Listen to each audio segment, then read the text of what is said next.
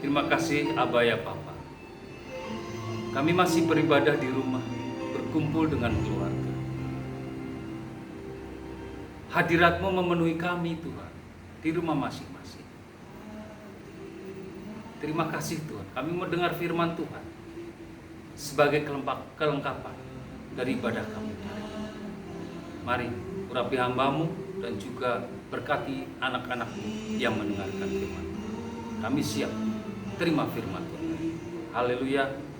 Amin. Shalom Bapak Ibu. Kita masih beribadah di rumah.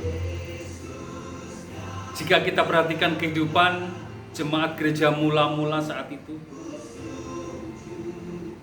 ibadah di rumah secara bergilir menjadi salah satu yang inti atau utama dalam kehidupan ibadah mereka selain di gereja atau di dalam bait Allah. Kisah Para Rasul 2 ayat 46 mengatakan bahwa dengan bertekun dan dengan sehati mereka berkumpul tiap-tiap hari dalam bait Allah. Mereka memecah-mecahkan roti di rumah masing-masing secara bergilir dan makan bersama-sama dengan gembira dan dengan tulus hati. Sebagai jemaat, saudara, mungkin selama ini memiliki pandangan yang lain tentang beribadah di rumah. Atau kita punya goal, saudara. Apa pandangan yang lain? Oh, goal itu pandangannya seperti ini. Goal itu hanya opsional, hanya pilihan. Berarti saya boleh datang, boleh tidak. Saudara, yang penting hari Minggu kan saya ke gereja. Bapak Ibu Saudara yang terkasih, pandemi COVID-19 yang melanda seluruh negeri, bahkan ditambah dengan apa saudara?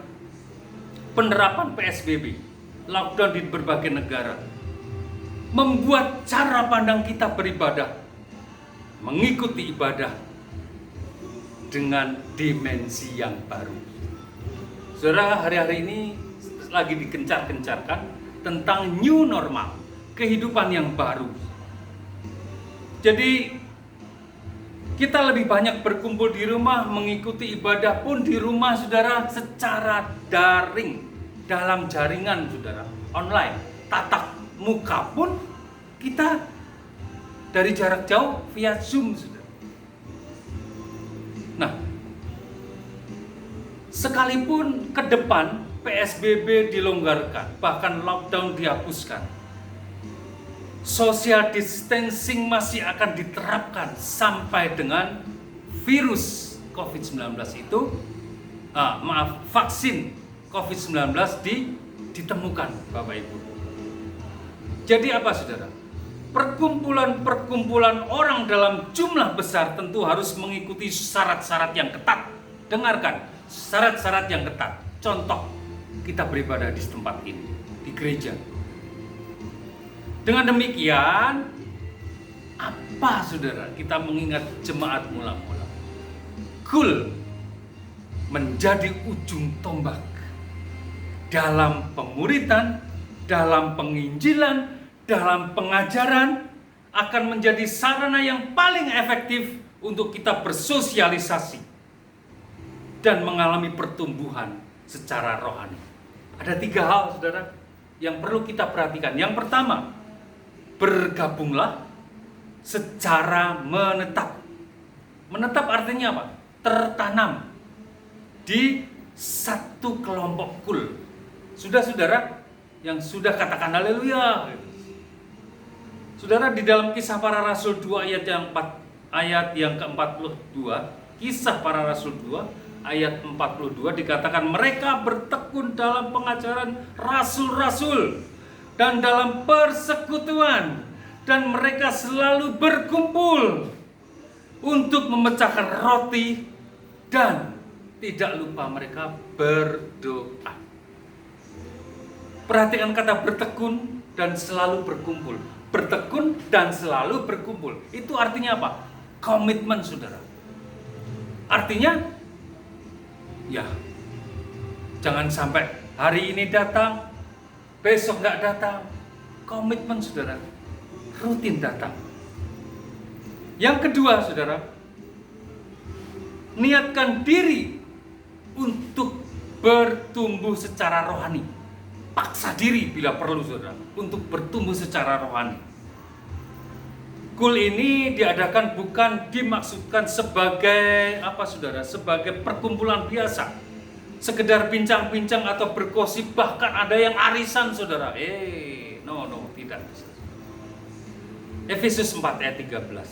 Sampai kita semua telah mencapai satu kesatuan iman dan pengetahuan yang benar tentang anak Allah, kedewasaan penuh dan tingkat pertumbuhan yang sesuai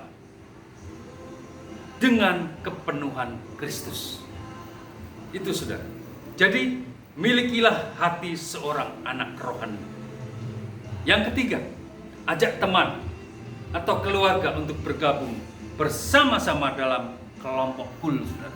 Memang belum bisa banyak saudara, paling banyak 5 orang. Tapi di sana bikin, di sini bikin, berdoa, makan bersama, berdoa. Kita akan memuliakan nama Tuhan dengan penuh. Ajak teman-teman. Kisah Para Rasul 2 ayat 47. Berikutnya dikatakan sambil memuji Allah. Dan mereka disukai semua orang saudara. Dan tiap-tiap hari Tuhan menambahkan jumlah mereka dengan orang yang diselamatkan. Katakan haleluya. Mari berdoa untuk jiwa-jiwa yang terhilang.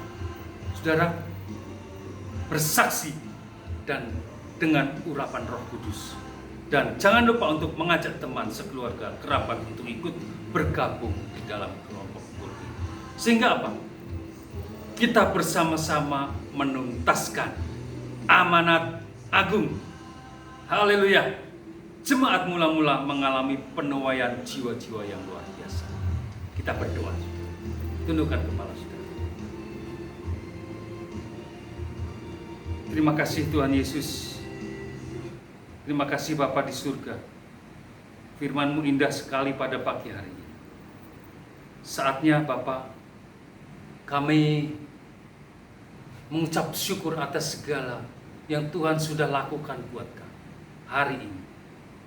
Dan kami mau masuk pada perjamuan kudus pada pagi hari ini. Urapi hamba-hamba-Mu yang melayani, kepala-kepala rumah tangga. Biarlah jemaat-Mu diberkati lewat perjamuan. Saudara yang terkasih, maka setiap kali kita makan roti dan minum anggur dalam perjamuan kudus ini untuk memperingati akan Dia, kita akan menerima ini sebagai tanda dan meterai akan kasih dan setianya kepada kita. Kita memperoleh ketentuan ini di dalam iman bahwa Ia telah memberikan tubuhnya, dipakukan di kayu salib dan mencurahkan darahnya supaya jiwa-jiwa yang lapar dikenyangkan dan disegarkan serta memperoleh hidup yang kekal. Hal ini sungguh benar-benar seperti yang kita lihat bahwa roti dipecah-pecahkan dan air anggur dicurahkan, lalu kita makan dan minum untuk menjadi peringatan akan Dia. Ingat saudaramu yang perlu saudara doakan sebelum perjamuan kudus. Mohon ampun akan Dia kalau kita ada kesalahan-kesalahan. Saudara, mari kita angkat roti di tangan kita. Saudara yang terkasih dalam Tuhan Yesus Kristus, perjamuan kudus yang hendak kita laksanakan ini berdasarkan titah Tuhan Yesus Kristus yang dikutip oleh Rasul Paulus dan terdapat di dalam kitab 1 Korintus 11, 23-25, bahwa Tuhan Yesus pada malam waktu Ia diserahkan mengambil roti dan sesudah itu Ia mengucap syukur atasnya. Ia memecah-mecahkannya dan berkata, inilah tubuhku yang diserahkan bagi kamu, perbuatlah ini menjadi peringatan akan aku. Saudara yang terkasih, bukankah roti yang kita makan ini adalah lambang tubuh Kristus? Mari kita makan ini dalam nama Tuhan Yesus Kristus.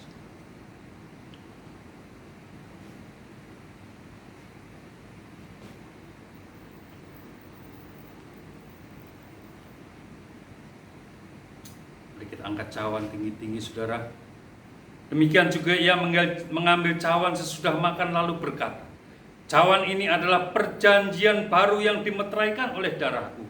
perbuatlah ini setiap kali kamu meminumnya menjadi peringatan akan aku. Bukankah cawan yang kita angkat ini melambangkan darah Kristus? Mari kita minum anggur ini dalam nama Tuhan Yesus Kristus. Ucapkan syukur. Ucapkan syukur. Terima kasih, terima kasih. Terima kasih, terima kasih Tuhan.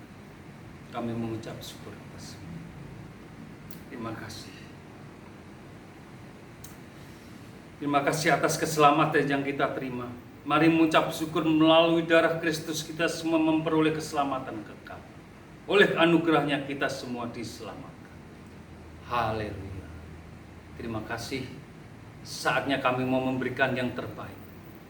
Kami berikan apa yang menjadi milik-Mu Tuhan. Ialah untuk kemuliaan nama Tuhan. Terima kasih Bapa. Melalui berkat-berkat yang melimpah. Biarlah kami juga menabur untuk orang lain. Menabur untuk pekerjaan Tuhan. Bahkan menabur semuanya untuk kemuliaan nama Tuhan. Haleluya. Amin. Terima kasih saudara. Kita masih taat kepada pemerintah. Tertib. Kita tetap jangan kemana-mana dulu saudara. Kita tetap berada di rumah. Mungkin yang sudah kerja, berhati-hatilah dalam bekerja. Tuhan memberkati kita semua. Mari kita bangkit berdiri, angkat hati dan tangan saudara. Kita mau terima berkat dari Tuhan. Bangkitlah dan menjadi teranglah. Diberkatilah setiap keluarga yang beribadah pada pagi hari ini. Diberkatilah setiap kepala rumah tangga, ibu rumah tangga. Bahkan diberkatilah orang-orang yang setia. Damai sejahtera menyertaimu dan juga persekutuan yang manis dengan Roh Kudus menyertai kita semuanya. Mulai sekarang sampai selama-lamanya. Sampai Tuhan Yesus datang kedua kali akan menjemput kita semua di awan-awan yang permai. Yang percaya dan diberkati katakan sama-sama amin. Terima kasih, Tuhan memberkati.